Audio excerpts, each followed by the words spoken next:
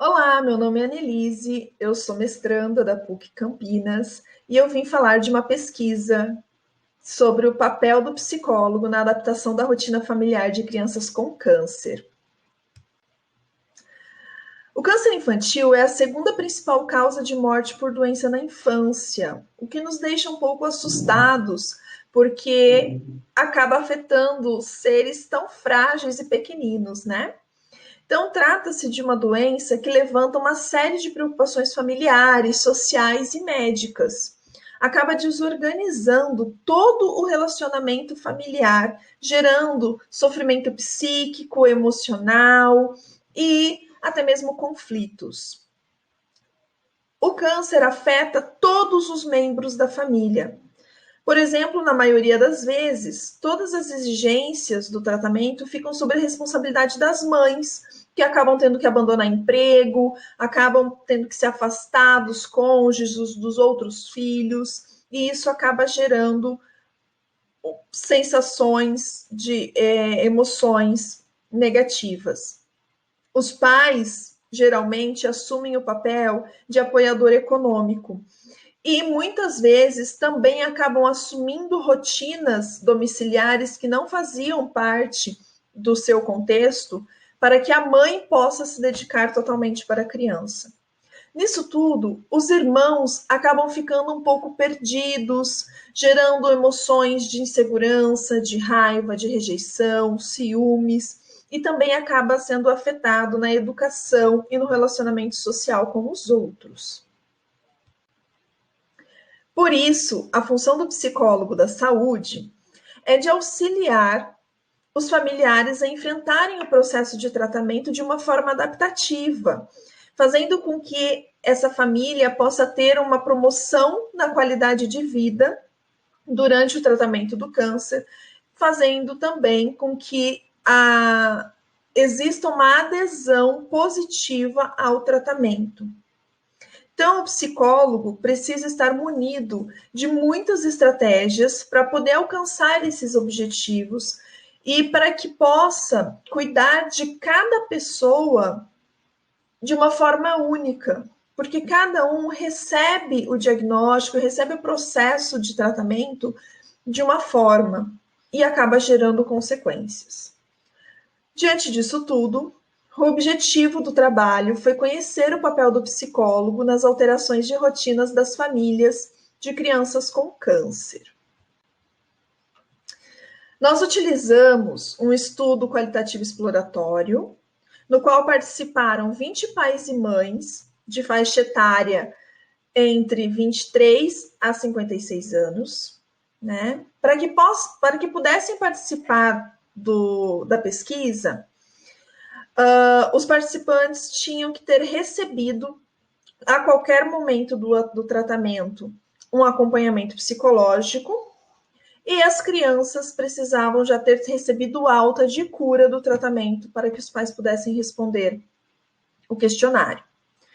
Os critérios de exclusão é que o participante não teria recebido acompanhamento psicológico em nenhum momento, que o participante fosse menor de 18 anos ou que a criança ainda estivesse em tratamento oncológico.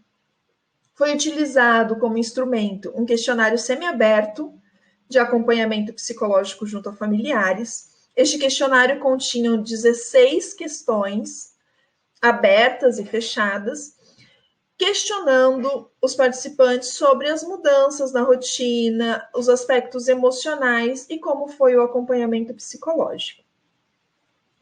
Os dados foram analisados por meio da análise de conteúdo categorial e a pesquisa, antes de ser aplicada, foi aprovada pelo Comitê de Ética em Pesquisas com Seres Humanos. Os resultados dessa pesquisa nos trouxeram que 85% dos participantes eram mães, 10% eram pais e 5% eram tias das crianças com câncer. 90% desses participantes tinham profissões autônomas para que pudessem cuidar das crianças em tempo integral ou eram do lar, tinham deixado seus empregos. 55% dos participantes não moravam na cidade onde foi realizada a pesquisa. E a faixa etária das crianças, quando receberam o diagnóstico de câncer, era menor do que 4 anos. Bom, o diagnóstico de câncer alterou a rotina de todos os participantes por causa do tratamento com a criança.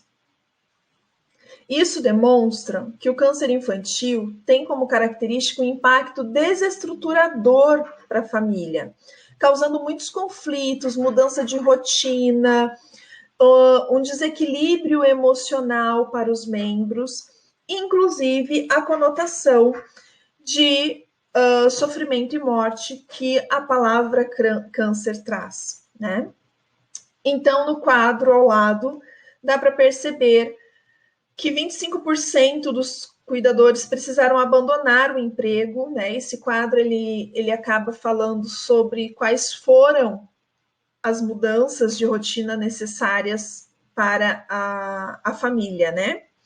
Então, 25% abandonou o emprego, 15% ficou disponível totalmente para a criança, deixando qualquer outra coisa de lado.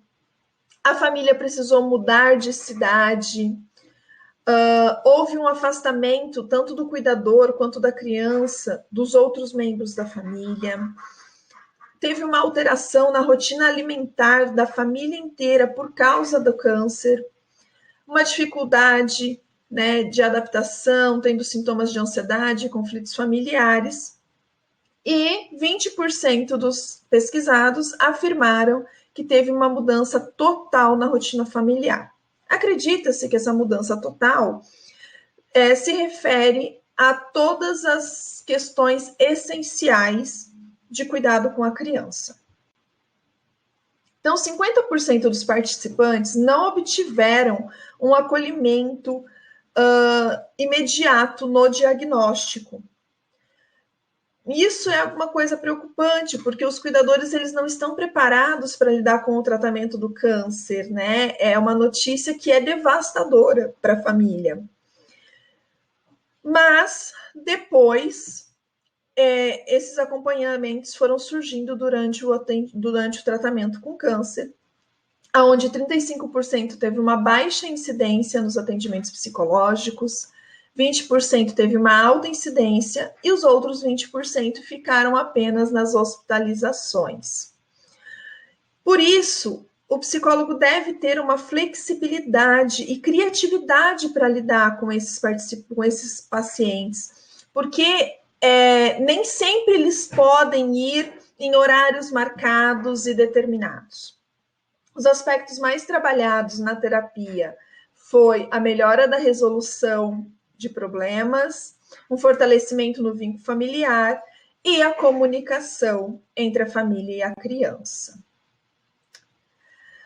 Por isso, é de competência do psicólogo auxiliar a família com as estratégias de enfrentamento adaptativas, né?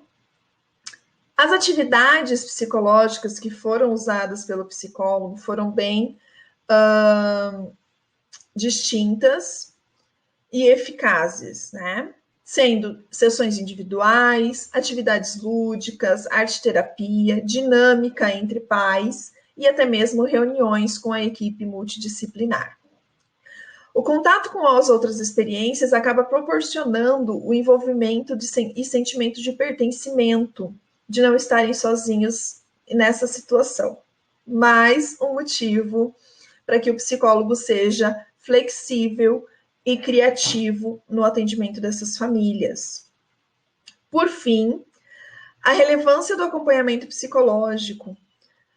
As famílias consideraram que o acompanhamento foi muito bom e importante para poder realizar os atendimentos, para poder atender as demandas dessa família, né? E até mesmo lidar com os conflitos e os sentimentos. Então, conclui-se que o acompanhamento psicológico ajudou os participantes a enfrentarem as consequências geradas na resolução dos conflitos e na aceitação de mudanças, e que o acompanhamento psicológico é de suma importância para a aceitação e o enfrentamento da doença. O instrumento aplicado não foi feito um estudo prévio e uma amostra de participantes é pequena, então isso acaba gerando uma limitação. Portanto, sugere-se novos estudos sobre o tema e também sugere-se estudos para implementação de intervenções psicológicas para oferecer alternativas viáveis para alcançar essas famílias. Eu agradeço a participação, muito obrigada e até mais.